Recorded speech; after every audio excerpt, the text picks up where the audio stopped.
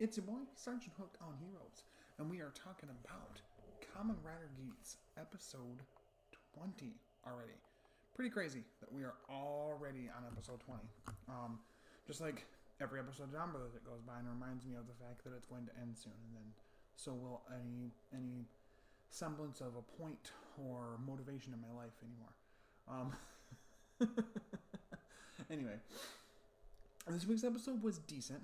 I think I'll like the second part a little better, but I definitely enjoyed this episode.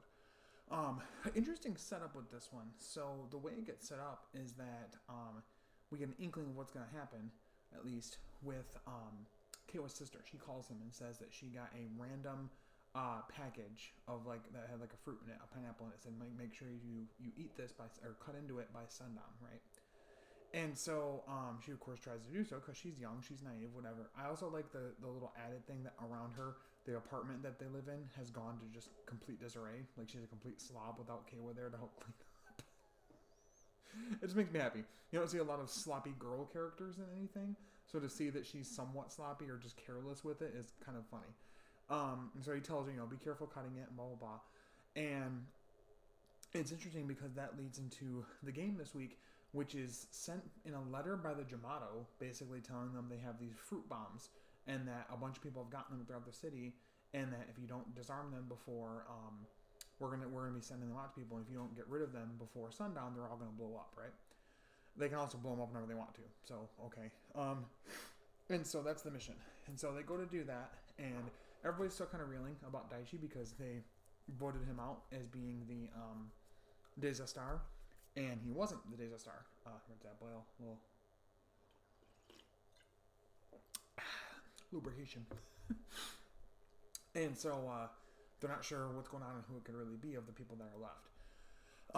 We also get some fun scenes with Neon because her parents, her dad actually brings the mom to come see the DGP. And apparently she doesn't care about being in like a completely different like pocket dimension to watch her daughter become a superhero and fight people. That apparently doesn't faze her, but what does faze her is that it's dangerous and Neon might get hurt. So her mom has a little hissy fit, and the dad's like basically like, shut up, like she's fine, it's not a big deal, you don't even know who her sponsor is, it's a pretty big sponsor. And so interestingly enough, afterwards she is throwing a fit and she calls Neon. Neon's like, well, we're in a mission right now, we're trying to save some people. Kayla's sister actually is one of the victims. The pineapple was a bomb, and it wrapped like vines around her, and he has to cut the right one to free her or whatever, or else if he cuts the right, it's just like a bomb defusal thing. We know any bomb defusal storyline, you got to cut the right wire, right? And she's like, oh, don't worry about her, don't care. She goes, no. She basically right away, Neon, I like this about her. She's like, no, Mom, I have to. Like, she's my friend. She's my friend's sister. Like, I have to care about her. I have to save her. It's part of the game. And she's like, well, you don't have to really do that, because I think she knows what her desire is. Oh, your father and I have a suitor set up for you. So I don't know if we'll actually ever meet this suitor. It would be interesting if this suitor that your dad and I have set up for you, for Neon, is actually somebody either A, we know, or B, we don't know, who becomes a rider or just a threat in general. But yeah, and she's like, whatever, kind of hangs up on her. And after this, Lopo comes around and says, hey, were you talking to your family? She goes, yeah, and they kind of go back and forth. So Lopo, Sai, I think, she actually has two younger siblings, and they took over their mom and dad's like restaurant of some kind or store or something like that when the parents passed away. So she really is competing for them to keep up her athleticism because they're in sports. She wants to help them train to be good at sports that they want to do, and she wants to keep her athleticism forever to be able to do that. Which is all fine and dandy, but also, is something that may not happen.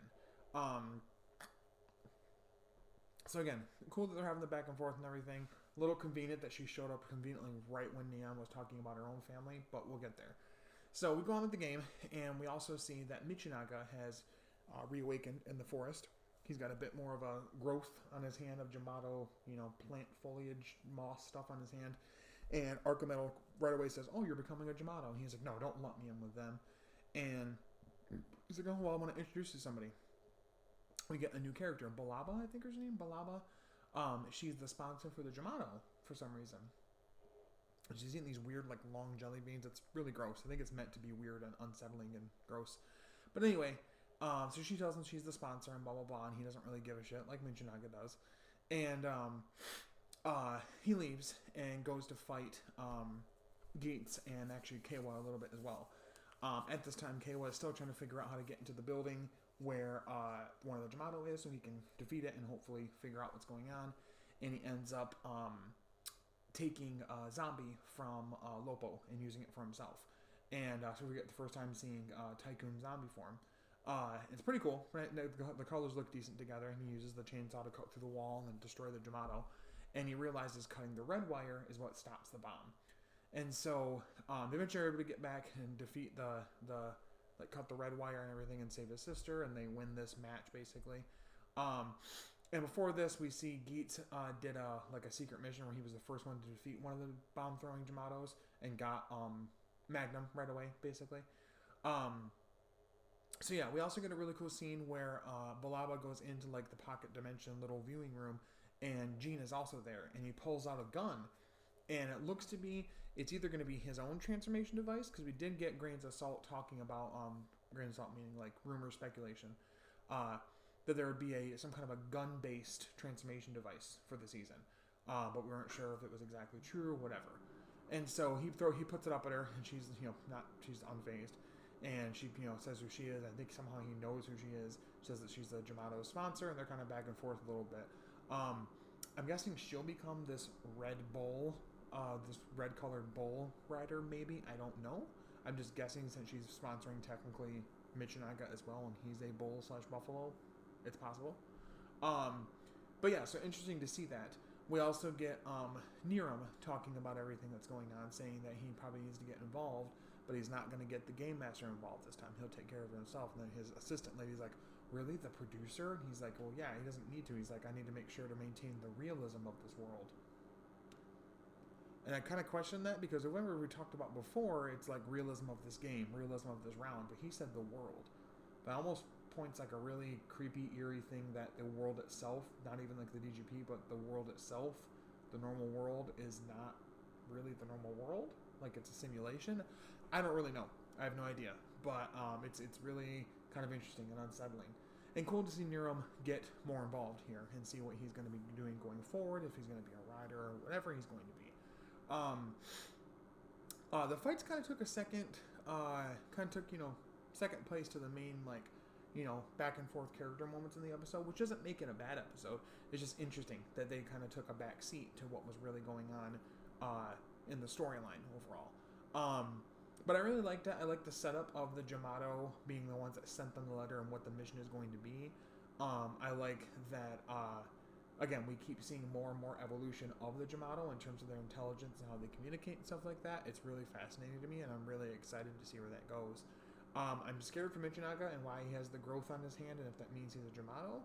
As far as Archimedes said before, it mainly had to do with that, not that, but just in general him being alive, had to do with him using the zombie buckle so much, which also Lobo has. So I wonder if she gets defeated by Jamato, if she'll come back kind of like Michinaga and not be,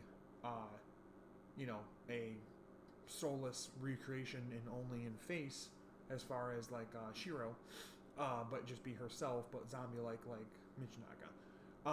Also interested in this Jamato sponsor lady. It's really interesting they have their own sponsor because they're the foot soldiers of the series. So it's really interesting to see that they have their own sponsor. I think that's kind of interesting. But yeah, overall, it was a decent episode. I think I was kind of missing some of the fights to happen in it that didn't happen. And I just want to...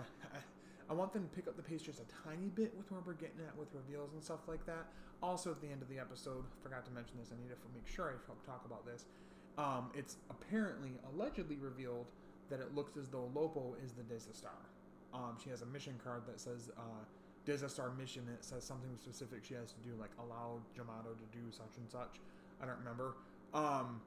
So it's really interesting, and it makes sense because earlier in the episode when they were all fighting the Jamato, it would show her kind of by herself doing nothing. So I wonder if that was intentional to give the idea about her being the Desastar.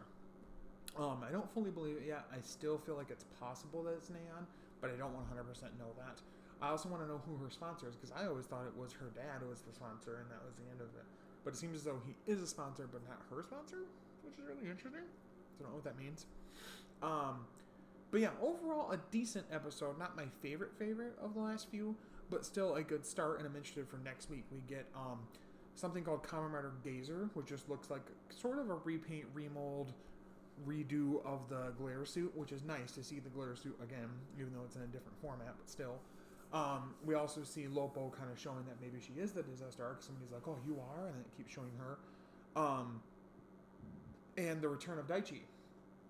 But he's in the Jamato Forest near Archimetal, which is weird because he didn't die by Jamato. So I find that weird that he's back in it, unless he just figured out a way to get back in somehow that way. I don't know. But again, it's really starting to come together, and I like the small little like lore drops that start to build the world here. I just want the pacing to pick up a tiny bit. It's starting to just slow down a little too much, and I like that they're doing that in a sense because it's allowing the characters time to breathe and talk and stuff like that. But it's also kind of not doing the best to help the plot forward moving along. It's kind of starting to chug a little bit and starting to slow down, I think, a little too much. But overall, a really good episode. If I had to score it, probably a strong 8 out of 10. Not a like absolute banger episode, but every episode's going to be. There are episodes of my very favorite seasons that aren't bangers, even though they're my favorite seasons overall. And Geats is still one of my favorites right now. I'm still really enjoying my time with it, and I'm sure in a few weeks from now, I'll look back on episodes like this and be like, who cares? 2 episodes from now, we know this, and this, and it makes everything better and whatever. So, yeah. This week, as far as content is concerned, this review, clearly, the Down Brothers 46 review pretty soon. And then also, we're hoping on Friday, hopefully, is for Henshins and Homies, we'll be having Este on to talk about the state of the Power Rangers universe going forward, what they might do, and just in general, what we're doing with that, how we're going forward with the canon, what things are canon and not canon, what are comic book canon and not comic book canon, what the shows are going to add into it, the movie, whatever. Just kind of talking about all that with Este. So definitely check us out. If you haven't already, subscribe below in the description. You can click on the link to go to our page and subscribe to our YouTube channel. We go live Fridays, 7:45, 8 p.m. Eastern Standard Time. And if you can't catch us live, totally fine. You want to hear us as a normal audio podcast, then you can listen to us anywhere you can get podcasts at. So that's Google Podcasts, Spotify Podcasts, Apple Podcasts, pretty much anywhere that you can get a podcast, we're pretty much there. But thank you guys so much for liking, commenting, subscribing, all that good stuff. We just hit 50 subs on the YouTube channel for Henshins Homies, so I really appreciate that. Any of you guys that are subscribed now to just me, make sure you make your way that way to the Henshins and Homies podcast channel. And subscribe there too if you can. It would mean a lot to us to see extra numbers there, building, for the audience and everything. And definitely join us live when you can. We have a live chat going every time we have the show. We highlight comments and talk about them, bring them up on the show. It brings it up right on screen, shows what you say, and we talk about it and shout you out. If you have topics, things you want me to talk about, you want us to talk about on the show, if you want to be a guest on the show, let me know. I'd be totally down to hear your ideas or to have you guys on. Let me know in the comments below. What do you guys think of Geats? Where do you think things are going? What's going on with Gene, Balaba, all that different stuff. The Jamato, what's going on there? It's kind of weird, unsettling. Niram, do you think he's the identity of Gazer? Or do you think it's going to be somebody else? But until next time, stay hooked on heroes. I'll talk to you later. Bye-bye.